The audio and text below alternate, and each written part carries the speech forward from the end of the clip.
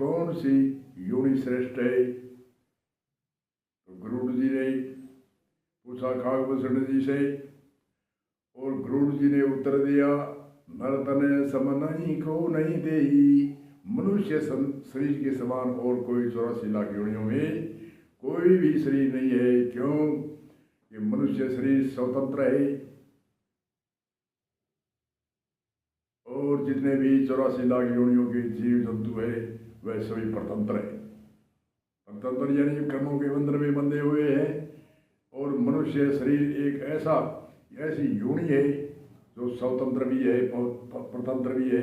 स्वतंत्र तो इसलिए है, ये मोक्ष मुक्ति बार बार जन्म मृत्यु को मिटा सकता है, यह लोक सुधार सकता है, परलोक सुधार सकता है, और पूर्व प्रारब्ध के कर्मों को भोग सकता है ये,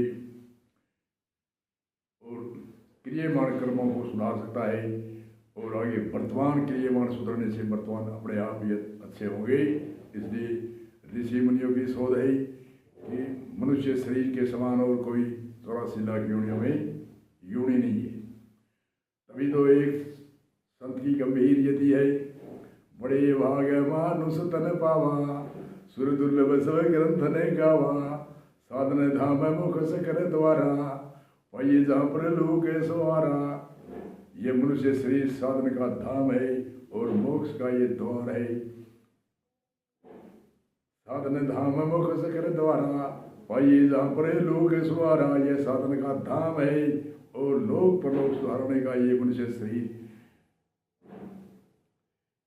एक योनि।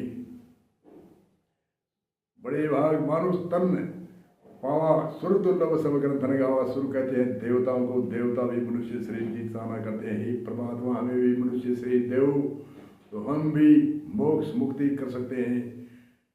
देवता क्यों कहते हैं, इसका यही संत उत्तर देते हैं कि देवता इसलिए कहते हैं, देवता पुण्य को भोग सकते हैं, पुण्य को बढ़ा नहीं सकते, मोक्ष मुक्ति प्रदान नहीं कर सकते, बार बार जन्म और मृत्यु का निवारण नहीं कर सकते। इसलिए देवता भी मनुष्य शरीर की चाहना करते हैं, ही परमात्मा मनुष्य शरीर देव। और दूसरी बात, मनुष्य में कर्म, अच्छे कर्म करके, शुभ कर्म करके ही देव योनि में सुख भोगने के लिए पहुँचे, तभी मनुष्य शरीर को धारण कर किया, तभी तो देवलोक में गए और सुख को भोग रहे हैं। और सुख भोग रहे हैं परंतु सुख को बढ़ा नहीं सकते हैं, मोक्ष मुक्ति कर नहीं सकते हैं, बार बार जन्म और मृत्यु का दुख निवारण नहीं कर सकते हैं। इसलिए देवता भी कहते हैं, बड़े भाग मानुष तन पावा, सुर दुर्लभ सब ग्रंथ ने गावा।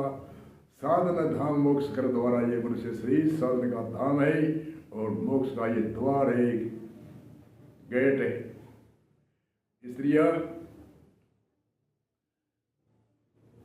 एक संत कहते भी हैं, कई बार इंद्र सुख हो गया फिर 84 पठाई, आत्मज्ञान उदय नहीं जब लखे तब लखे गोता खाई। आत्मज्ञान जब तक उदय नहीं है तब तक बार बार जन्म और मृत्यु के ये गोते मिटने वाले नहीं है। तो आजकल तर्क होती है कि मनुष्य शरीर की तो देवता कहते हैं, ऋषि मुनि कहते हैं, बड़ी भाग्य और पुण्य से प्राप्त होता है। संत दास नरदेह दुर्लभ, बड़े भाग मानुष तन पावा, आदि आदि अनेक संत कहते हैं। परंतु बात तर्क है, आज संख्या है, आज प्रसन्न करते हैं कि मनुष्य शरीर की जनसंख्या बढ़ रही है। गांवों में भीड़, शहरों में भीड़, खेत खलियान में जहाँ मनुष्य देख रहे हैं उनकी भीड़ ही भीड़ नजर आती है। और इधर संत कहते हैं, बड़े भाग मानुष तन पावा।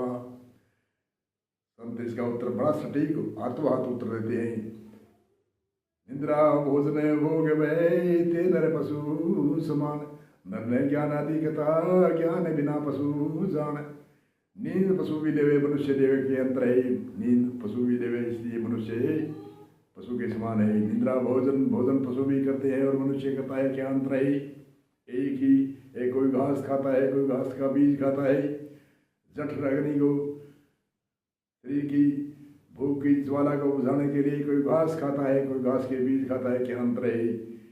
निद्रा भोजन भोग, भोग भोग कहते संतान पशुओं की भी होती है, मनुष्य की होती है, क्या अंतर भेदभाव है? तो एक तीनों में एक बराबर, चौथी यति में बताते हैं, निद्रा भोजन भोग भय पशुओं को लगता है, मौत का भय लगता है, मार का भय लगता है, ऐसे ही मनुष्य को मार का और मौत का भय लगता है।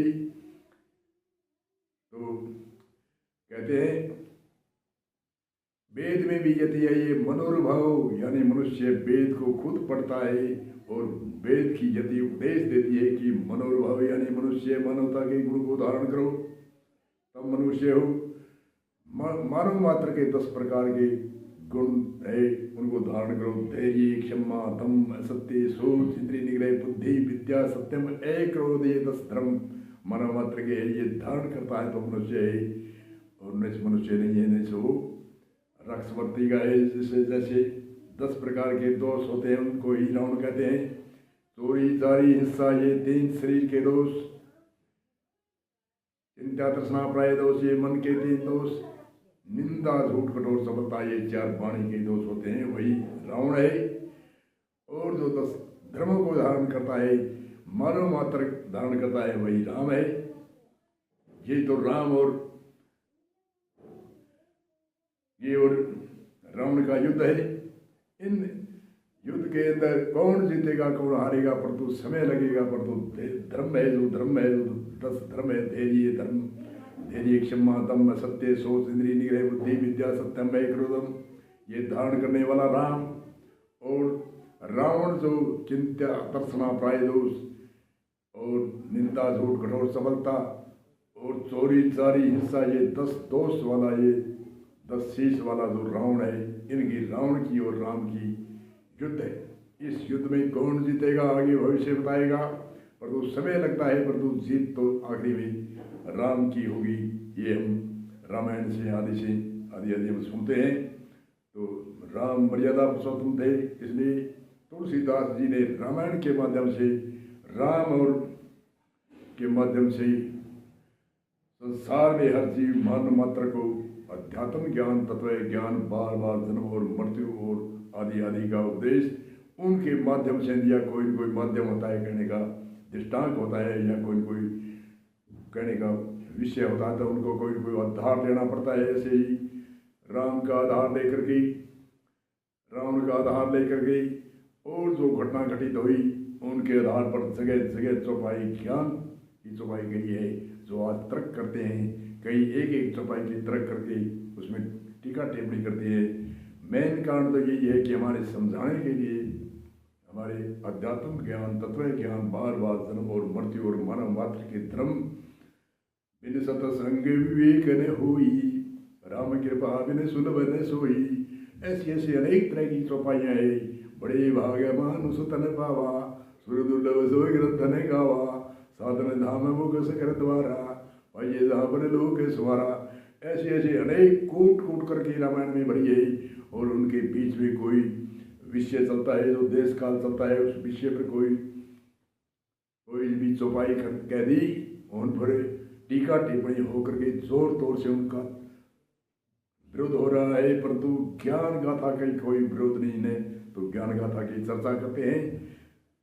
ढोल कुमार आदि ऐसे करके उन पर के अनेक विद्वान इधर से उधर टीका टिप्पणी करके उनका वाद विवाद करते हैं। अनेक कई चौपाई निकाल करके कई पंथ संप्रदाय गई है, जिनके रिएक्शन होती है, वो रिएक्शन होने वाले अलग अलग चौपाइयों की एक यति को निकाल करके विरोध की भाषा बोलते हैं, ज्ञान की भाषा नहीं बोलते हैं, तत्व ज्ञान के लिए नहीं बोलते हैं, आत्मज्ञान के लिए नहीं बोलते हैं, बार बार जन्म और मृत्यु के लिए नहीं बोलते हैं।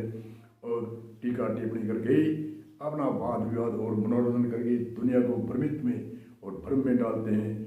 वह भी पापी है। जो पापी कौन है? पापी जो जबान से जो भ्रमित करता है वह पापी है। दृष्टि से जो कुदृष्टि रखता है वह पापी है।